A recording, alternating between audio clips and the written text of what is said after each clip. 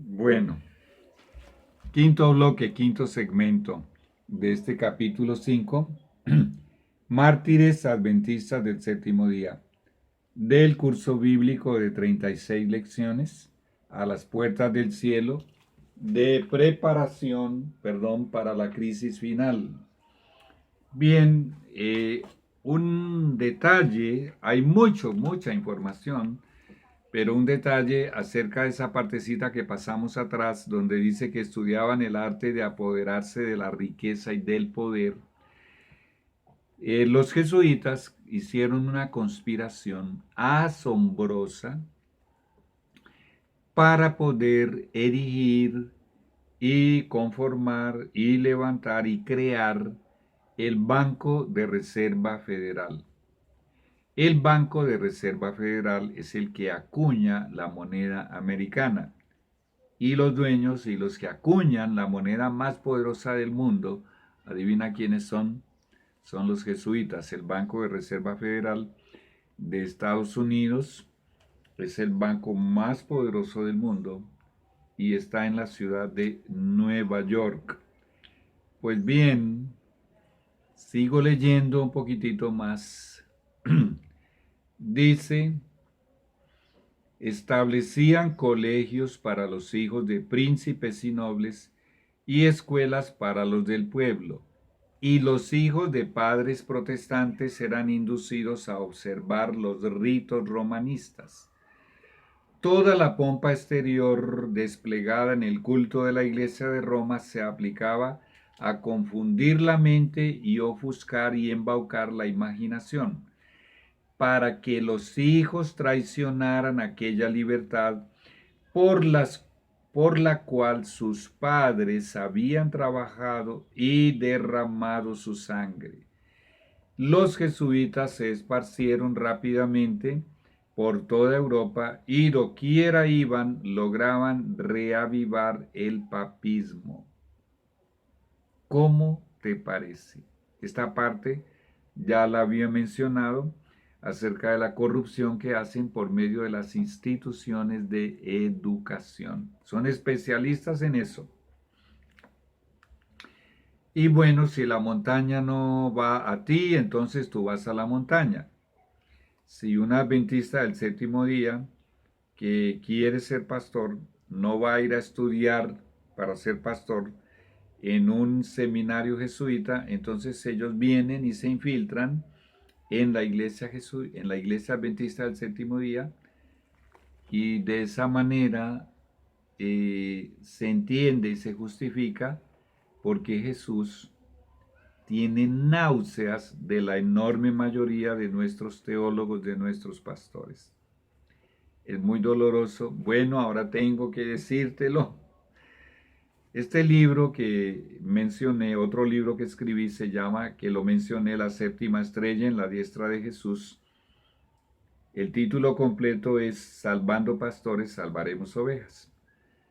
Y le he entregado y muchos pastores me han comprado. No sé realmente cuántos, pero muchos y muchos hermanos también.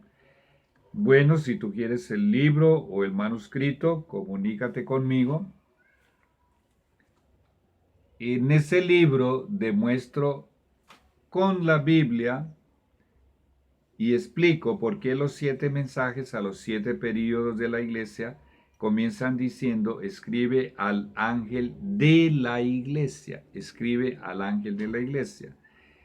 En el capítulo 1, versículo 20 del Apocalipsis, Jesús dice que los ángeles de las 7 iglesias son las 7 estrellas que él tiene en su diestra. Y tenemos en el espíritu de profecía, en el testimonio de Jesús, no sé cuántos, pero son muchos textos donde nos revela y nos reconfirma que esas estrellas están simbolizando a nuestros pastores adventistas del séptimo día.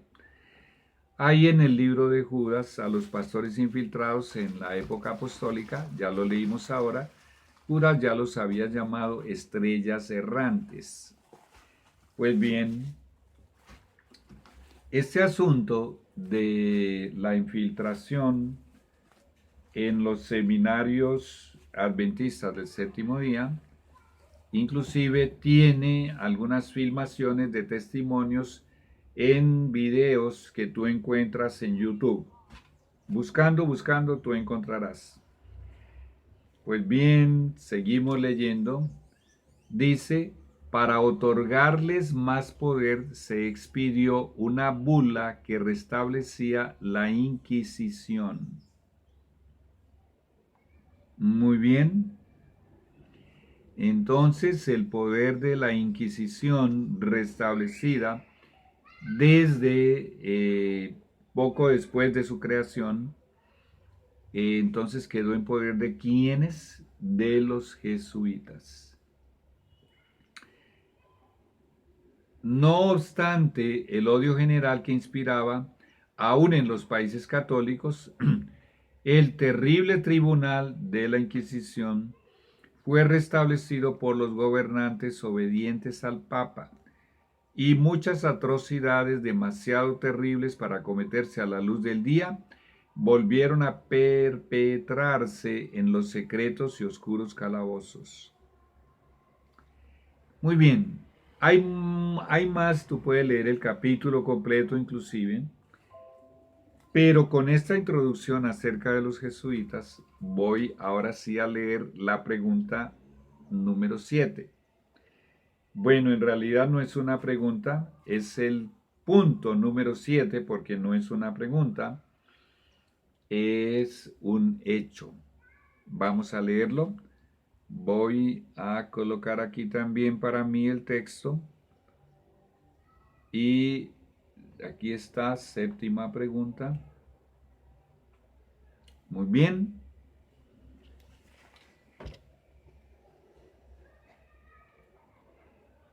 Este increíble sueño profético de la señora White demuestra que hijos de Dios sufrirán angustia, terror e inclusive pánico por la persecución de sacerdotes jesuitas infiltrados en la Iglesia Adventista del Séptimo Día. Pues bien, ¿estás preparado? Entonces, vamos a hacer una oración. Señor y Dios, tú sabes cuán importante es esto. Y si tú lo publicaste, Señor, porque es el testimonio de Jesús, es Jesús hablando a través de una vasija de barro, tenemos que estudiarlo y tenemos que divulgarlo y publicarlo y denunciarlo y entenderlo para estar alertas y prevenidos, porque tú eres un Dios de misericordia, nos estás dando advertencias para que seamos cautelosos y nos mantengamos prevenidos y vigilantes, para que no seamos engañados ni destruidos eternamente por estos jesuitas infiltrados en la Iglesia Adventista del Séptimo Día. En el nombre de Jesús. Amén. Pues bien, 21 años antes de que la señora Elena G. de White, la última profeta, escribiese lo que yo acabo de leer del conflicto de los siglos acerca de los jesuitas, 21 años antes, en 1867, a mediados del mes de abril de 1867, en un lugarcito muy pequeño en el norte del estado de Michigan, en medio de un viaje que ella había hecho, en condiciones terribles, ella salió el 19 de diciembre de 1866 con su esposo muy enfermo, en medio de una tormenta de nieve, para cumplir con su deber. ¿Qué era cumplir con su deber? Ir a hablarles a algunos pequeños grupos y algunas pequeñas iglesias de varios pueblos en un largo viaje que duró como 4 meses o un poquito más. Y en esas condiciones ella inició el viaje, y cuando venía de regreso Ella vivía en Battle Creek, ella salió de Battle Creek y cuando venía de regreso para Battle Creek, en un small town, un pueblito muy pequeño llamado Orange, el Señor le concedió este sueño con los jesuitas. El problema es que ella solo vino a escribir específicamente y detalladamente contra la orden de los jesuitas en el conflicto de los siglos 21 años después, en 1888. Pero 21 años antes, el Señor le dio un sueño, y ya lo vamos a leer, que demuestra que hay jesuitas infiltrados en nuestra iglesia. Y aquí me llegó un zancudo para distraerme. Bueno, vamos a leerlo. Yo tengo aquí el texto original en inglés. Aquí lo tengo.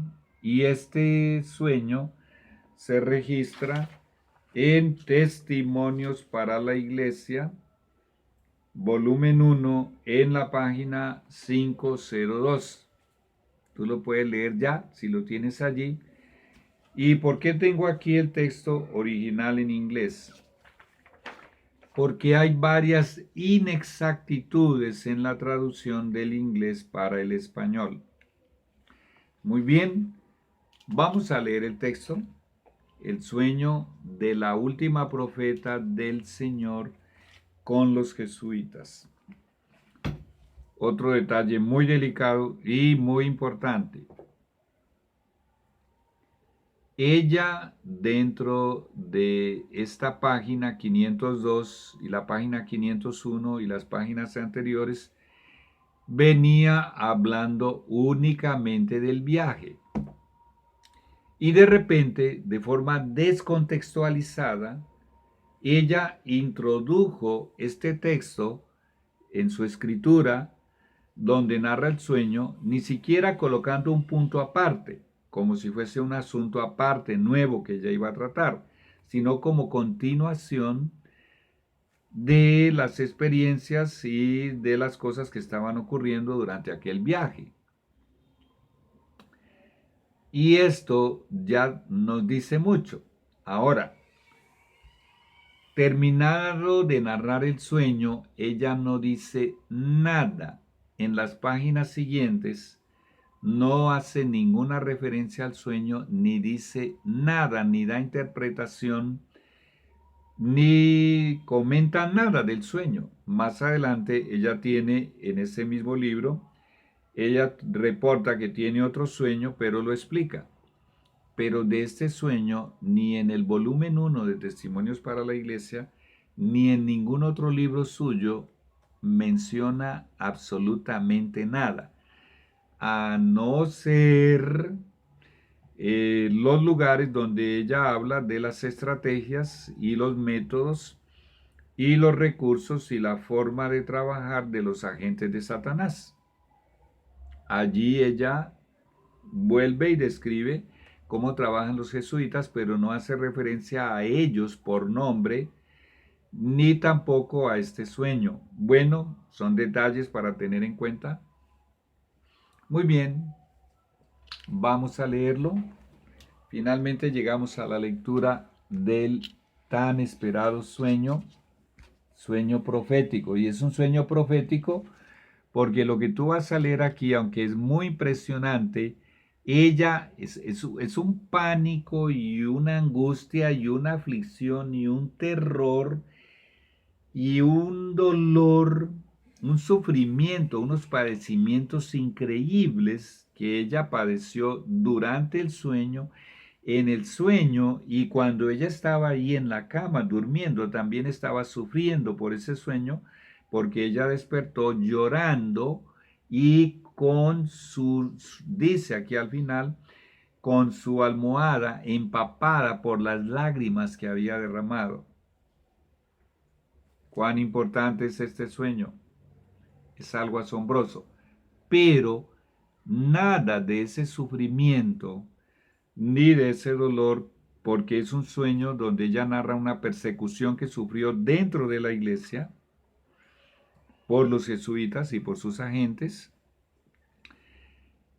Dentro de todo lo que ella escribió en su vida y de su biografía, no hay ningún registro de que jamás ella haya sufrido esta aflicción, esta angustia, ese terror, ese pánico que ella vivió y sufrió y padeció aquí, de alguna manera, y mucho menos a menos de los jesuitas.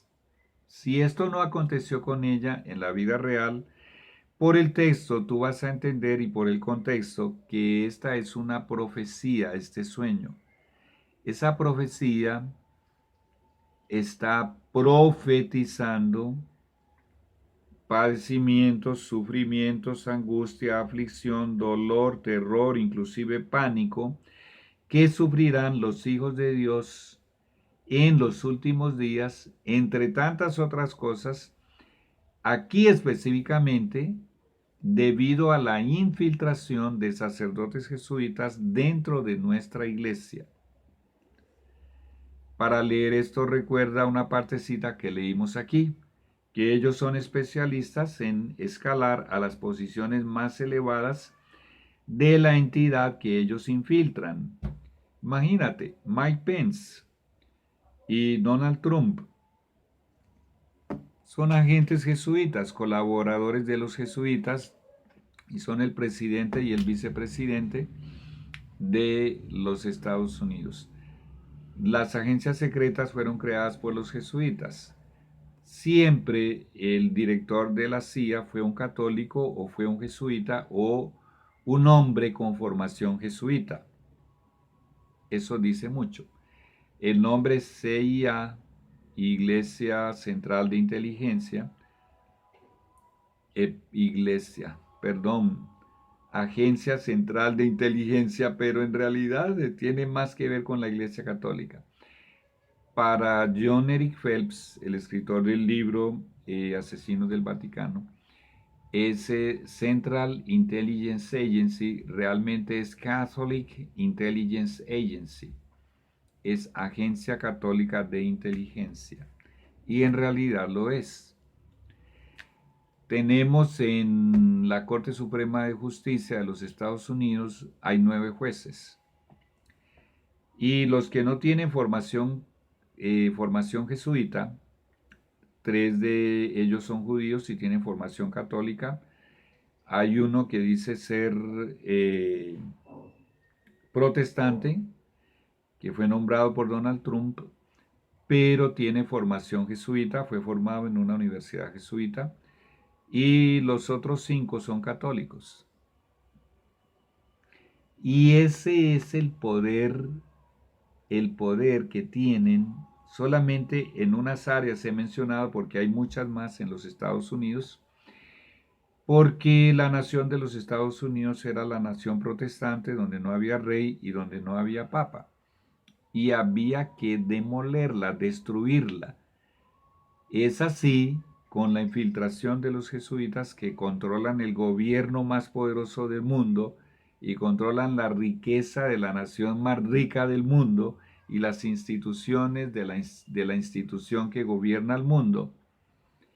Solamente así que se podía cumplir la segunda parte del versículo 11 del capítulo 13 de Apocalipsis, donde dice que cuando esa nación se formó, era una nación cristiana, tenía cuernos como de cordero, cristiana, una referencia al Cordero de Dios que quita el pecado del mundo, pero hablaba como dragón.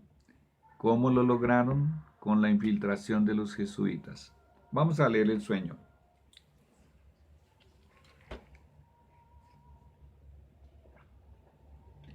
Esa noche soñé que estaba en Battle Creek y miraba por el cristal del lado de la puerta. Ella aquí se está refiriendo a el lugar donde se encuentra, a su propia casa. Observé, porque ella vivía en Battle Creek, observé una compañía que se acercaba a la casa, ahí está hablando de la casa de ella, de 2 en 2.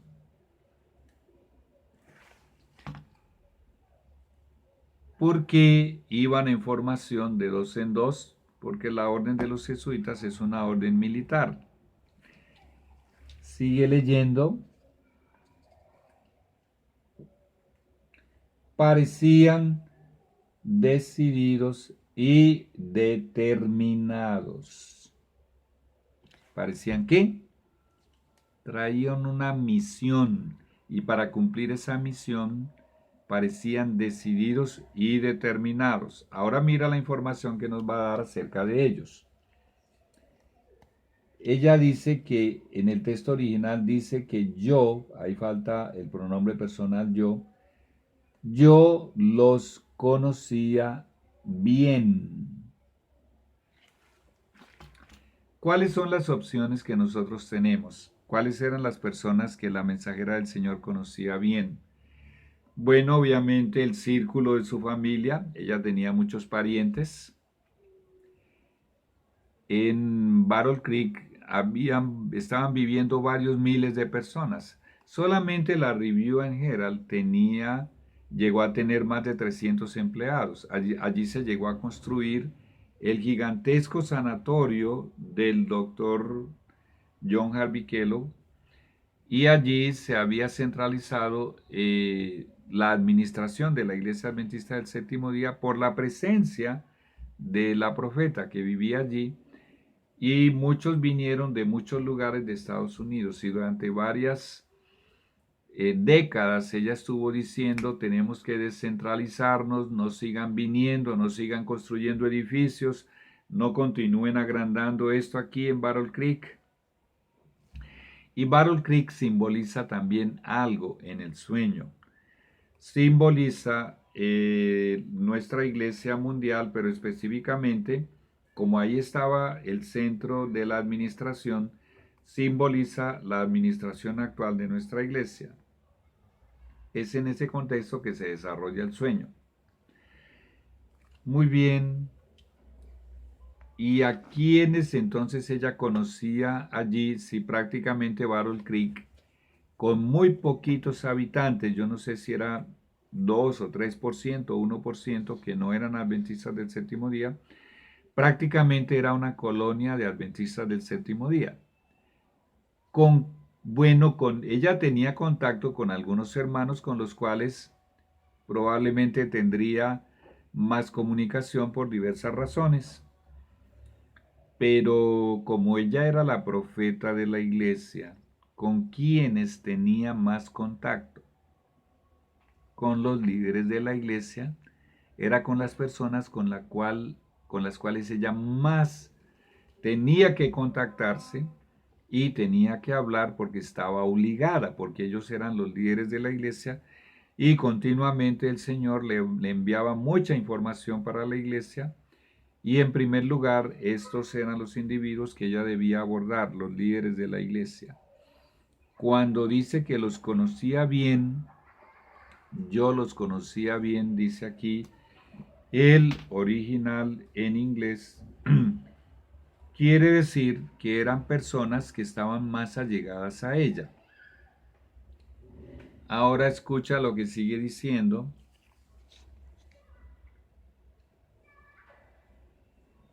Perdón.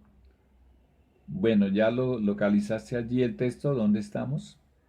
Los conocía bien y me volví para abrir la puerta de la sala para recibirles.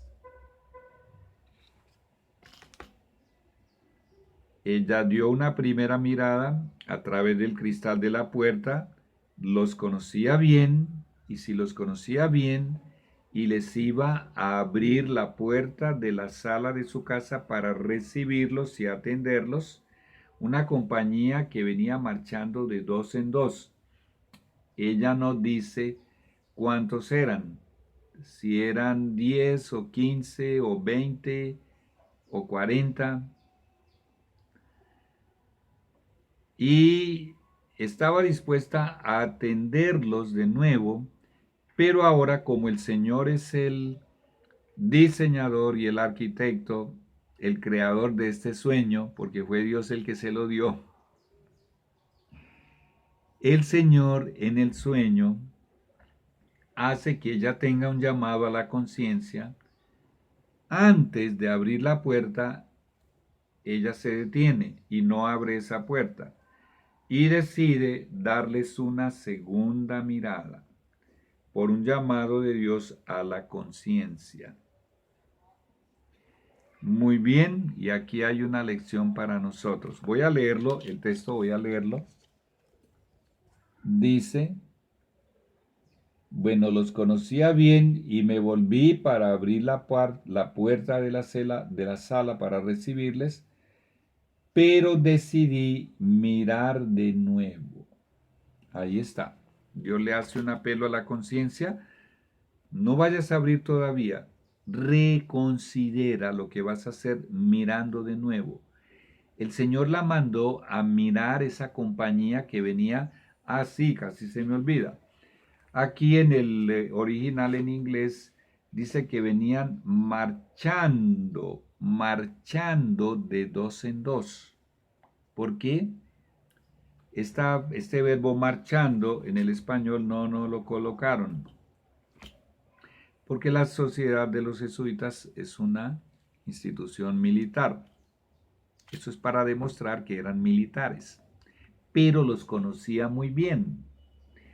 Mucha atención, el Señor le hace un llamado a la conciencia. ¿Qué vas a hacer?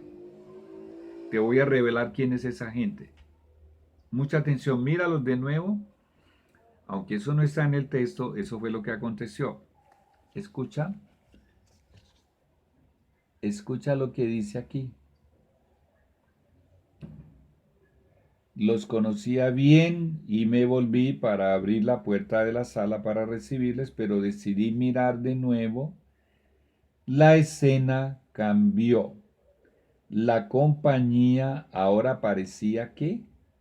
¿Estás leyendo con tus propios ojos? La compañía ahora parecía una procesión de católicos.